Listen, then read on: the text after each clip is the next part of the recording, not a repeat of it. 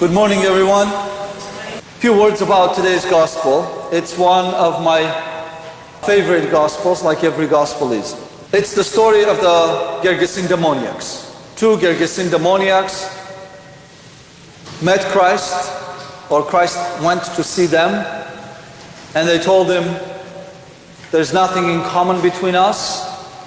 And Christ chased them away into the pigs. The pig herders went up to the city and told everyone. Everyone came back and told Jesus, get out of here, we don't want you. And Christ got into the boat and left.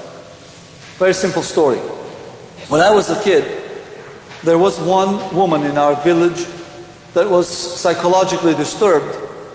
She had experienced extreme trauma when she was a young girl, and she didn't know where she was. She was talking to herself, screaming, yelling. And as kids, we were afraid. She lived alone in this small house. And even at night when we were going by, sometimes she would be screaming in a house by herself. Sometimes I was brave enough to go by her house because there was a little path that went through by the house. It was a shortcut for us. She would stare at me and say my grandmother's name and say, you are that person's grandson, aren't you? I was like, yes, I am. And then I would just run quickly so that she doesn't continue talking to me. But in that one instant, in 1 second, there was sanity in her life. She would look straight into my eyes and tell me that I am the grandson of this particular woman. The reason she remembered my grandmother, because when they were kids, they were friends. And shortly after, she had experienced this terrible trauma and got into this state. And she couldn't recognize most people, but she remembered her friend from young age, and she had somehow kept track that I was that woman's grandson. So, in today's gospel, we see that there are two persons that are at that time, in 2,000 years ago, labeled as demoniacs. And they live in the graveyards, and they are cut off from the rest of the people. This woman that I knew, she also did not communicate with people. She lived in her house, and the gate usually was locked from the outside. Her kids locked it from the outside so that she doesn't get out. One of the sad indications of these two demoniacs that they did not have normal life is that they did not commune with the rest of the community.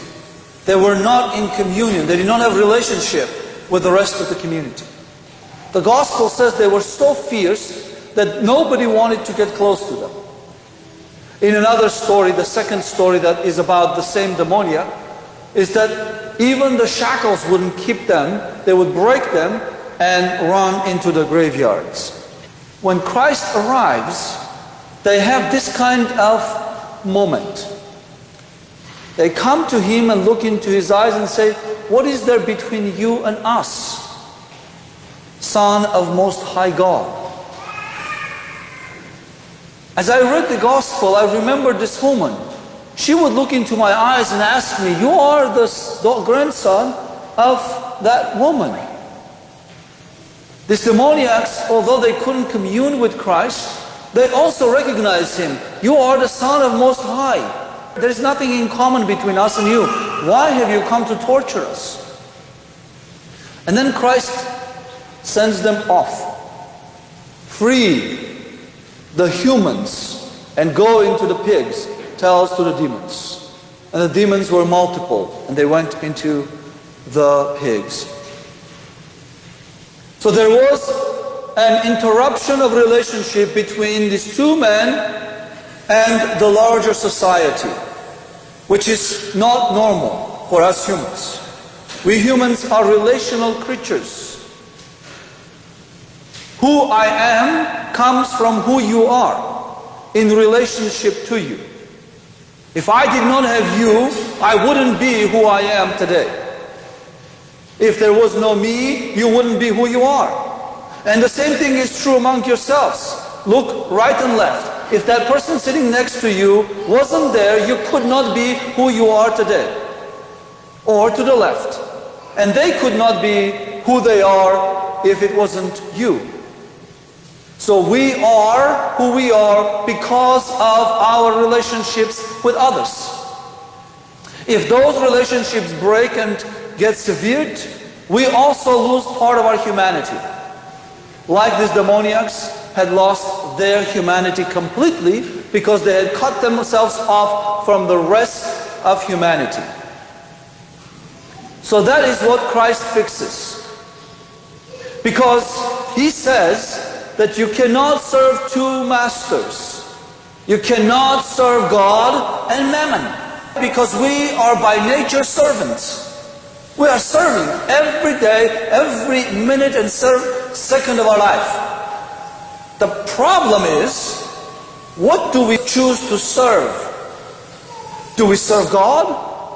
Or we serve the new car that we just bought? So that's the second problem here, because these demons have gone into these human beings and they have distracted their attention away from God, and they have taken them into the graveyards, which is the symbol of death. In a place where there's no life, there's only death.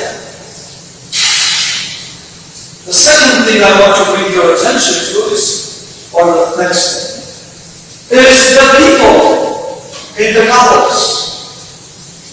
These hypocrites go to the couples and tell everyone what just happened to the demoniacs. Everybody knew these two men.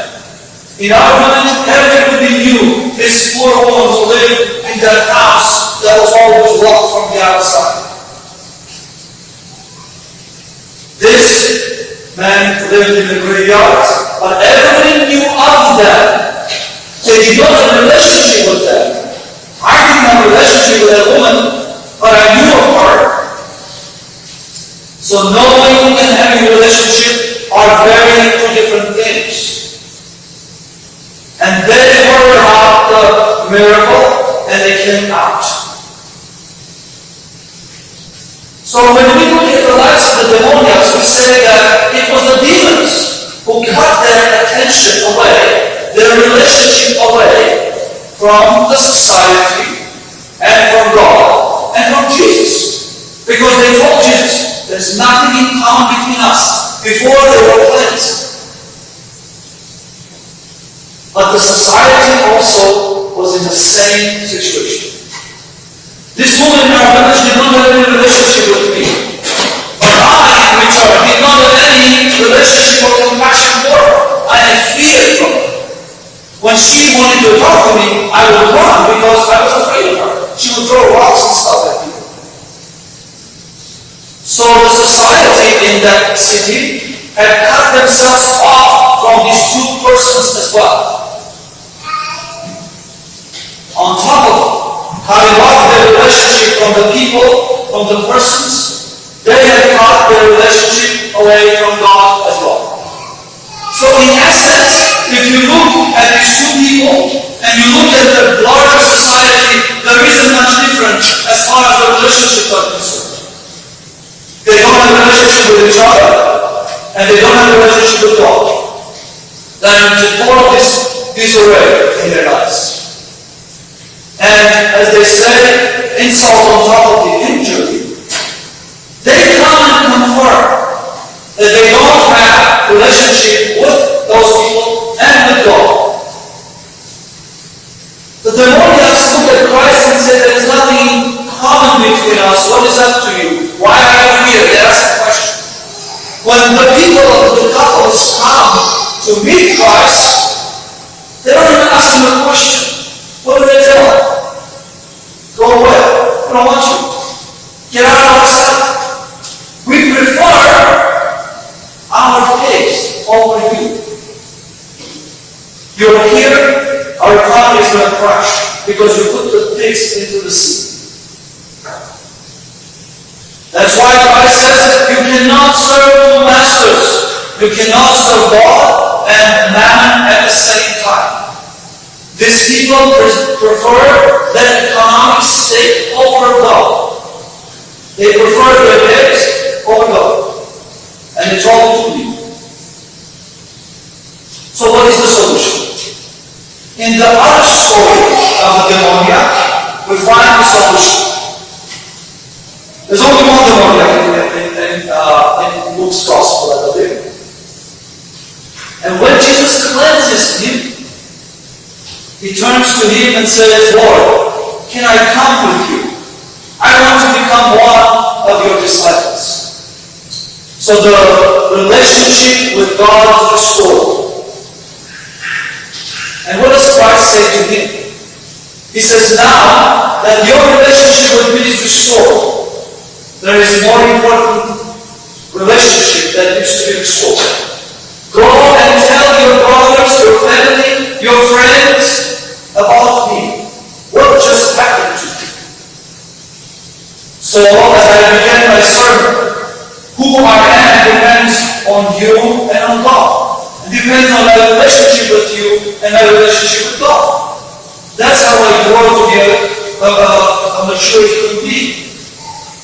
These demoniacs have been severe in their relationship with humanity and with God. And when Christ restores the relationship with him, then he asks this demoniac to go and restore his relationship with his brothers and sisters. So dear brothers and sisters, today's message is for us all. Because God is present here if we are gathered together in communion, in agreement, in relationship with one another. If we do not have healthy relationships here, that God does not reside here, doesn't come down. He looks down and says, if you gather together in my name, in agreement, I will come be with you. And it is also for the society, for the larger society, because people who think that they are atheists, they think they are not serving God. But in reality, as I said in my earlier part of my sermon, we serve every day. It's just a matter of who we serve. The difference is that God does not impose his lordship upon us, but the world does. So when we start serving God, we create a vacuum in the world of our servitude. And that vacuum is filled with all kinds of stuff. So we start serving man. We start serving the world. So there is no atheist in the world. It's just that some people's gods are different from other people's gods. Our God is Christ our Lord, the Father, Son, and Holy Spirit, the Holy Trinity. Serve that God, the Almighty God, the Creator of the universe. And we sometimes fall and serve small gods of the world that penetrate into our eyes. So today we learn that we can serve God alone, that we need to love one another, have a relationship with each other, in order to be able to serve God.